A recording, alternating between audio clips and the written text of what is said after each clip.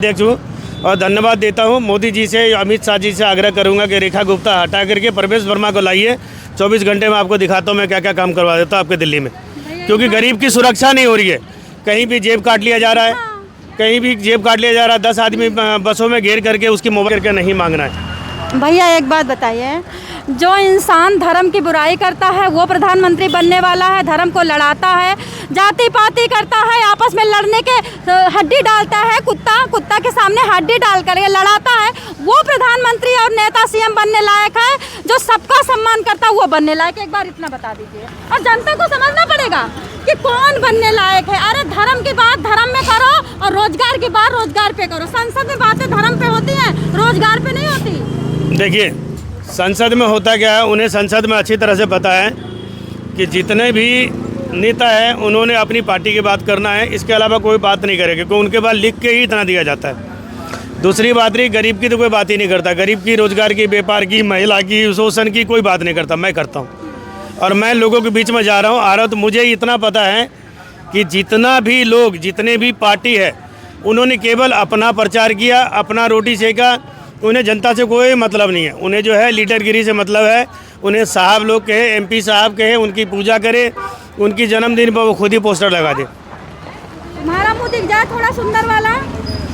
तो इतना आज जो हम जो भी चीज़ कह रहे थे, अभी आपने क्या मुद्दा उठाए थे? जो बैठ करके धर्म करता है, रोजगार की बात नहीं करता, लेकिन जनता को देखो पहचानना पड़ेगा। बता रहा हूँ, कौन सबका अब मैं बता रहा हूँ। मैं सभी लोगों से पूछना चाहूँगा, भारतीय जनता पार्टी ने अभी काफ़ी सारे छोटे छोटे जातियों के मुख्यमंत्री बनाए हैं। क्या उन्होंने सारे छोटे छोटे मुख्यमंत्रियों को, क्या मुख्यमंत्री होगा छोटे छोटे जातियों को नौकरी दे दिया क्या? अरे मुझे बना के देखना, मैं सभी गरीब को नौकरी दे दूँगा। सर मेरी बात सुने का, प्रवेश एक बंदा होता है, डॉक्टर होता है, दिल्ली में मेहनत करके केजरीवाल को भगाता है, इतना प्रचार करता है और वो जीतता है, लेकिन वो सीएम नहीं बनता।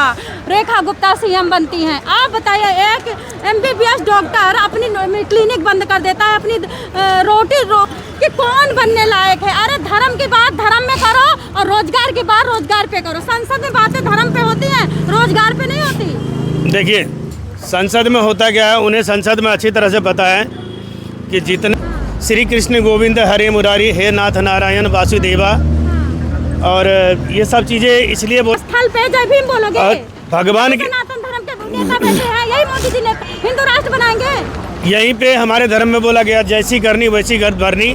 मेरी भगवान की सुनाई गई थी, ये पूजा मेरे भगवान की है। परसों राम मंदिर में एक बंदा गया है, राम श्री राम के नारे लग रहे थे, बीच में जयकारा लगाया, जय भीम जय भीम। श्री राम के बोला नारा नहीं लगाऊंगा, जय भीम का लगाऊंगा। इस पे 2 शब्द बोलिए। देखिए सबके अपने अपने मेंटेनेज होते हैं। लोग कुछ कहते हैं कि कुछ पागल हो जाते हैं, कुछ मेंटल हो जाते हैं, किसी की दिमाग घिसक जाता है, कोई एक ही माइंड में हो जाता है। तो मैं किसी की विचारधारा से कोई भी खिलवाड़ नहीं करूँगा, बिल्कुल भी नहीं। उनकी श्रद्धा है, उन्होंने जय भीम बोला है, मैं कहता हूँ। और जबकि वो आपको पता है कि वो धार्मिक स्थल है, भगवान राम का मंदिर है, मैं इसका विरोध करूंगा, ये गलत है। चप्पल की दुकान में हीरा मांगोगे राम मंदिर की?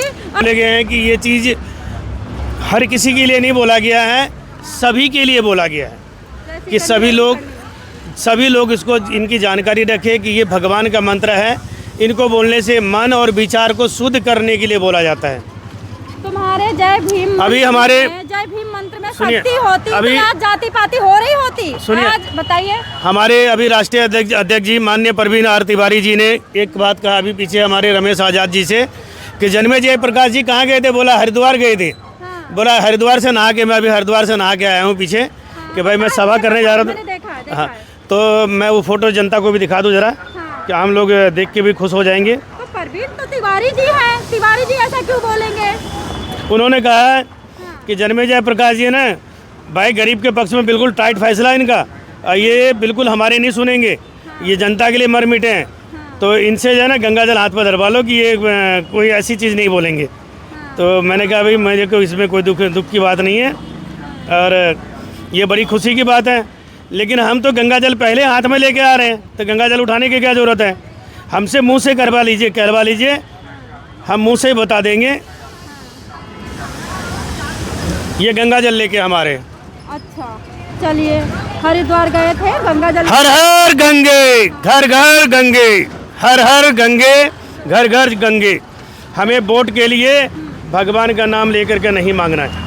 भैया एक बात बताइए, जो इंसान धर्म की बुराई करता है वो प्रधानमंत्री बनने वाला है, धर्म को लड़ाता है, जाति पाति करता है, आपस में लड़ने के हड्डी डालता है, कुत्ता के सामने हड्डी डाल कर लड़ाता है, वो प्रधानमंत्री और नेता सीएम बनने लायक है। जो सबका सम्मान करता है वो बनने लायक है। एक बार इतना बता दीजिए, और जनता को समझना पड़ेगा। भी नेता है, उन्होंने अपनी पार्टी की बात करना है, इसके अलावा कोई बात नहीं करेगा, क्योंकि उनके पास लिख के ही इतना दिया जाता है।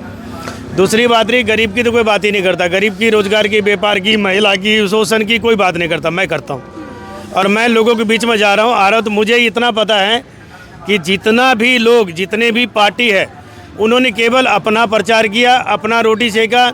उन्हें जनता से कोई मतलब नहीं है। उन्हें जो है लीडरगिरी से मतलब है।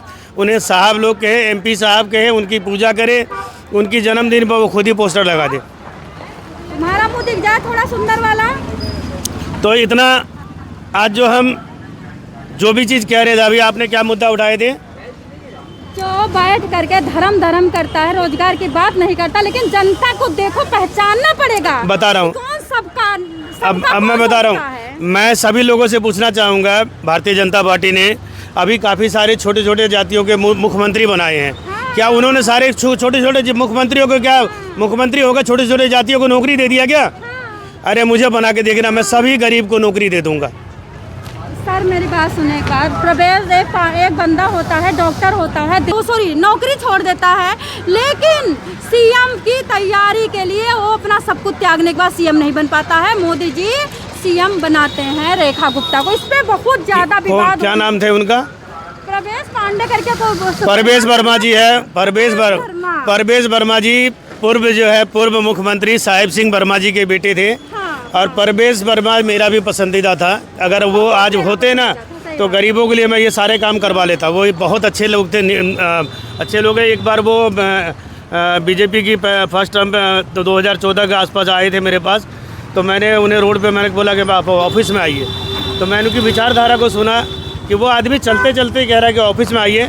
तो आज भी मैं परवेश वर्मा की वो बात भूला नहीं है, उसके लिए मैं उन्हें धन्यवाद देता हूँ कि आज दिल्ली में मैं जनसेवा ड्राइवर पार्टी का प्रदेश अध्यक्ष निकाल लेते हैं। तो ये आम बात हो गई थी, ये सुरक्षा की बात हमने पहले कहा। लास्ट क्वेश्चन एक और है। मोदी जी ने कहा था सबका साथ सबका विकास। मोदी जी ने ये कहा था कि हिंदू राष्ट्र बनाएंगे। मोदी जी ने ये कहा था कोई भी आता है संतों को गाली दे के चला जाता है। मोदी जी ने ये कहा था छोटी छोटी बच्चियों के साथ कुकर्म होता है, 20 साल तक मुकदमे चलते हैं। सबसे बड़ी बात मोदी जी ने यह कहा था औरतें आदमियों को मार रही हैं, भारी हैं मर्दों पे, मर्द मर रहे हैं। लेकिन मैंने आपको 8 चीज़ें बताई। 8 चीज़ें पे किस पे काम किया मोदी जी ने? किस पे काम किया मोदी जी ने? किसी पे भी काम नहीं किया है। बच्चियाँ तिगुना मर रही हैं अभी मोदी सरकार में भी और राज्य सरकारों के अंदर में भी। दिल्ली से हर दिन 8000 गायब हो रहे हैं, हम जानते हैं। हाँ हमें पता है। बच्चे भी गायब हो रहे हैं। कहाँ जा रहे हैं बच्चे? लेडीज महिला कहाँ जा रहे हैं? अच्छा, इनका कहना है कि दिल्ली से बच्चे गायब हो रहे हैं और इतनी ज़्यादा तादाद में ये सब चीज़ हो रहे हैं, तो बड़ी शर्म की बात है। आप लोगों ने, मैं जनता से यही कहूँगा कि देखिए, जब आप लोगों ने इतनी सारी पार्टी चुना है उन्हें, तो एक बार हमें मौका दीजिए ना। हम जब खड़े हैं, हम बार बार कहते हैं कि मौका दीजिए। आपके सामने 2027 में MCD का इलेक्शन आ रहा है। आप मेरे हाथ में 250 सीट दे दीजिए। दिल्ली के तमाम गरीबों की किराया, बिजली बिल, पानी बिल, दुकान हो या मकान, सबका मैं दे दूंगा। मेरा मुद्दा क्या था? आप फ्री की बात कर रहे हैं, फिर मोदी जी ने भी फ्री की बात करी थी। क्या बच्चियों के रेप रोक पाए मोदी जी? ये नहीं रोकेंगे, हम रोकेंगे। क्या मोदी जी संतों को गाली दिलाना बंद कर पाए? नहीं कर पाए। इस्लाम में कुरान को गाली देके देखो, तुम्हारी ऐसी तैसी ना हो जाए। लेकिन सनातन को हर कोई गाली देता है। इनमें हिम्मत नहीं है। उन्हें पता है कि हिंदू में खुद के घर में फूट पड़े हुए हैं और ये वापस में गाली गलौज कर लेते हैं और पूजा करने के लिए जो है ना वहाँ भी लठबाजी कर लेते हैं। हाँ, लेकिन इस्लाम में तो ऐसा नहीं होता। और मन मुटाव सब में होता है, लेकिन वो शांति प्रिय एक जगह बैठ जाए, वो ये क्या कहते हैं, बाजा वूजा नहीं बजाते उस चीज़ में। अच्छा भैया, मस्जिद में कभी थूका हुआ देखा आपने? मस्जिद के बाहर भी कई मैंने मौलवियों को देखा थूकता हुआ, मैंने धमकाया उनको। ये क्या है, ये कौन सा तरीका है? अच्छा, मस्जिद में थूक रहे हैं? मस्जिद के बाहर, गेट के बाहर। मैंने उनको फ़ौरन रोका। मैंने मैंने फ़ौरन रोका है उन लोगों को। जबकि मैंने बोला भैया मैं हिंदू हूँ, लेकिन ये आपने